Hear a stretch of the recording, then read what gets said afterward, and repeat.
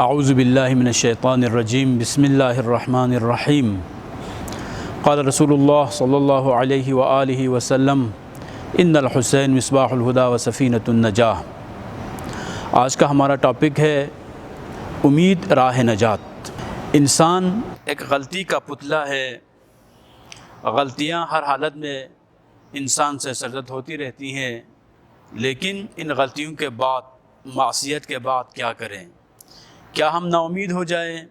اور گناہ پہ گناہ کرتے جائیں، یا واپسی کا کوئی راستہ موجود ہے،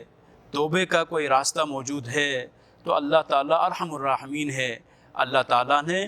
رحمت کا دروازہ، توبے کا دروازہ انسان کے لیے کھولا ہوا ہے۔ کربلا سے مختلف نتائج، مختلف دروس ہم حاصل کر سکتے ہیں۔ انہی دروس میں سے ایک درس یہ ہے کہ جو شخص کربلا کا راہی بنتا ہے وہ نا امیدی کی منزل کو چھوڑ کر امید کی طرف گامزن ہو جاتا ہے، ضلالت کو چھوڑ کر ہدایت کی طرف آ جاتا ہے۔ یعنی جو شخص کربلا کو مانتا ہوگا، جو شخص کربلا سے نتیجہ اخذ کرتا ہے، کربلا سے درس حاصل کرتا ہے، حقیقت میں وہ توبے کی طرف ہی مراجعہ کرتا ہے، وہ اپنی زندگی کی غلطیوں سے سبق سیکھتا ہے اور حقیقت میں وہ انسان تائب بن جاتا ہے۔ یعنی کربلا سے انسان کو سب سے بڑا جو سبق ملتا ہے وہ سبق یہ ہے کہ کبھی بھی نا امید نہیں ہونا، بلکہ بارگاہ الہی کی طرف رجوع کرنا ہے۔ جب بھی کوئی غلطی کرے، اپنی غلطیوں کا احساس کرتے ہوئے بارگاہ الہی کی طرف مراجعہ کرے تو وہ انسان بقا کی جو منزل ہے اسے حاصل ہو جاتی ہے۔ بالفاظ دیگر توبہ کرنے والا انسان ایسا شخص ہے کہ جیسے اس نے کوئی گناہ کیا ہی نہیں ہے۔ نبی اکرم صلی اللہ علیہ وآلہ وسلم کا فرمان ہے التائب لذنب کمن لا ذنب لہ۔ اب ہم پوچھتے ہیں، ہم دیکھتے ہیں توبہ کسے کہا جاتا ہے، توبے کی کیا تعریف ہے؟ تو توبہ حقیقت میں یہ ہے کہ جہالت سے علم کی طرف، حماقت سے عقل کی طرف، گمراہی سے نجات کی طرف، باطل سے حق کی طرف، جھوٹ سے سچ کی طرف، اور انسان کو بے عزتی سے ذلت سے عزت کی طرف، جہنم سے جنت کی طرف،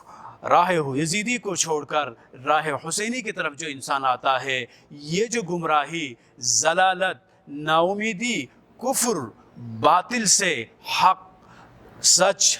اور حسینی راستے کی طرف جو سفر ہے، اس سفر کے طے کرنے والے انسان کو تائب کہا جاتا ہے، اور جو شخص ان برائیوں سے ان اچھائیوں کی طرف سفر کرتا ہے، اس پروسیس کو توبہ کہا جاتا ہے۔ توبہ کرنے کے بڑے فوائد موجود ہیں، بہت ساری فضیلتیں موجود ہیں کہ حقیقت میں توبہ کس چیز کا نام ہے؟ توبہ اس چیز کا نام ہے جب انسان غلطی کرنے کے بعد ساری دنیا سے جب مایوس ہو جاتا ہے، تو اس وقت جب انسان یہ فیل کرنا شروع کرے میرا پروردگار ارحم الراحمین ہے، میرا پروردگار سب انسانوں پر، تمام جہانوں پر رحم کرنے والا ہے، جب یہ فیل اپنے اندر پیدا کرے، یہ احساس اپنے اندر احساس پیدا کرے، اور اس احساس کے بعد اپنی غلطیوں کا جب وہ تدارک کرنے کی خاطر، اپنے غلطیوں سے درس حاصل کرنے کی خاطر جب بارگاہ الہی کی طرف جب یہ رجوع کرتا ہے، اور کیسا رجوع کرتا ہے کہ ہر وہ غلط کام جو کر رہا تھا اس کو وہ ترک کرتا ہے، نیکیوں کی طرف جب وہ آنا چاہتا ہے، جب یہ نیکیوں کا راستہ اختیار کرتا ہے، اس انسان کی نہ صرف پرانی غلطیاں معاف ہو جاتی ہیں بلکہ اسے ایک نئی منزل مل جاتی ہے۔ کربلا میں یہ چیز واضح طور پر ہم دیکھ سکتے ہیں کہ جب حر ابن یزید ریاحی نے، جو یزید کی طرف سے کمانڈر بنا کر بھیجا گیا تھا امام حسین علیہ السلام کے اس راستے کو روکنے کے لیے، اور یہ شخص امام حسین کے راستے کو روکتا ہے، روکتے روکتے یہ کربلا تک پہنچا دیتا ہے، لیکن جیسے اس کو یقین حاصل ہوا جو کام اس نے انجام دیا ہے وہ کام اچھا انجام نہیں دیا، اس کو اپنی غلطی کا احساس جب ہوتا ہے تو وہ کیا کرتا ہے؟ وہ جب غلطی کا احساس ہونے کے بعد سوچتا رہتا ہے، فکر کرتا رہتا ہے، اور وہ اس نتیجے تک پہنچتا ہے، وہ یہاں پر نا امید نہیں ہوتا۔ جو اصل جو میسیج ہے وہ یہ ہے ہمارے جوانوں سے، مخاطبین سے، عزادران سید شہداء سے، وہ یہ ہے کہ زندگی میں اگر کوئی بڑی سی بڑی غلطی بھی اگر انجام پائیں، کوئی معصیت کسی سے انجام پائیں، کوئی گناہ انجام پائیں، تو اس وقت نا امید نہیں ہونا، وہ اس لیے کہ نا امیدی خود اس گناہ سے بھی بدتر ہے۔ یہاں پر حر कैसा बंदा था? वो एक ऐसा बंदा था जिसने हुसैन के रास्ते को रोका और करबला तक पहुंचाया, और सारे अहले बैत जितने भी असहाब व अंसार है वो सब शहीद हो जाते हैं इसी हुर की वजह से, क्योंकि उसने इमाम को करबला तक पहुंचाया था। लेकिन जब वो अपनी गलती का एहसास करते हुए बारगाह हुसैनी में आने का जब वो इरादा करता है, जब उसने ये सोचा कि बारगाह हुसैनी में जाकर ही मैं अपने गुनाहों को बख्शवा सकता हूँ, तो जब ये नीयत करता है, नीयत करते हुए काफिला हुसैनी की तरफ आने का इरादा करता है, जैसे जैसे फौज यजीदी को वो छोड़ता है, यहाँ पर एक चीज़ जो समझने की है वो ये है कि हुर ने अभी तक जो कुछ किया था कि अब वो वक़्त आने वाला था कि उसके अपने जितने भी जो काम उसने अंजाम दिए थे उसका इनाम वसूल करने का वक़्त करीब आने वाला था। यजीद के पास अगर वो रहता हो सकता था शोहरत मिल सकती थी, दौलत मिल सकती थी, और कहीं पर मुमकिन है कहीं पर किसी शहर का गवर्नरी भी उसको मिल जाती, लेकिन उसने इन तमाम चीज़ों को ठुकरा कर सिर्फ इसलिए कि वो बका चाहते थे, सिर्फ इसलिए कि वो हक़ पर आना चाहते थे, सिर्फ इसलिए कि वो अहले बैत से मोहब्बत करते थे, इसलिए इन सारी चीज़ों को छोड़कर जब बारगाह हुसैनी में जब ये हुर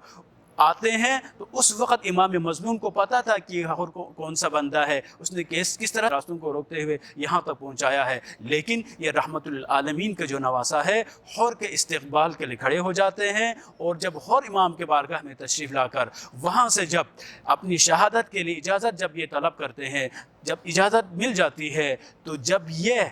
वहाँ मैदान कारज़ार में जाकर अपने आप को हुसैन के कदमों पर कुर्बान जब ये कर देते हैं, तो उस वक़्त इमाम हुसैन अलैहिस्सलातु वस्सलाम ने उसके सर को उठाकर अपनी गोद में रखकर एक जुमला इमाम हुसैन अलैहिस्सलातु वस्सलाम ने फरमाया, या हुर अंत हुर्रुन फिद दुनिया वल आखिरा, ए हुर तुम दुनिया में भी आज़ाद हो और आखिरत में भी आज़ाद हो। यहाँ जो मैसेज मिलता है वो मैसेज ये है कि इमाम हुसैन अलैहिस्सलातु वस्सलाम ने ये सिर्फ हुर के लिए मुखातब होकर नहीं फरमाया, बल्कि इमाम हुसैन अलैहिस्सलातु वस्सलाम की ये बशारत उन तमाम इंसानों के लिए है जो राह यजीदी को छोड़कर राह हुसैनी की तरफ आते हैं, जो गुमराही को छोड़कर हिदायत की तरफ आते हैं, जो बातिल को छोड़कर हक़ की तरफ आते हैं, जो कुफ्र को छोड़कर इस्लाम की तरफ आते हैं। उन तमाम जवानों के लिए, उन तमाम इंसानों के लिए हुसैन इब्न अली ने यह पैगाम दिया कि जो भी शख्स ये काम करेगा वो दुनिया में भी आज़ाद है और आखिरत में भी आज़ाद है, और आज़ादी के मतलब ये है कि दुनिया में भी उसका नाम रहेगा और आखिरत में भी जन्नत उसे नसीब हो जाएगी। आइए हम भी हुर की तरह काफिला हुसैनी में शरीक हो जाए और अपने गुनाहों को बख्शवाने के लिए राह हुसैन को इख्तियार करें। अगर हम भी काफिला हुसैनी में शरीक हो जाते हैं तो जिस तरह से हुर को दुनिया और आखिरत दोनों में नजात मिली है, हमें भी नजात मिल सकती है। वस्सलामु अलैकुम व रहमतुल्लाहि व बरकातुहू।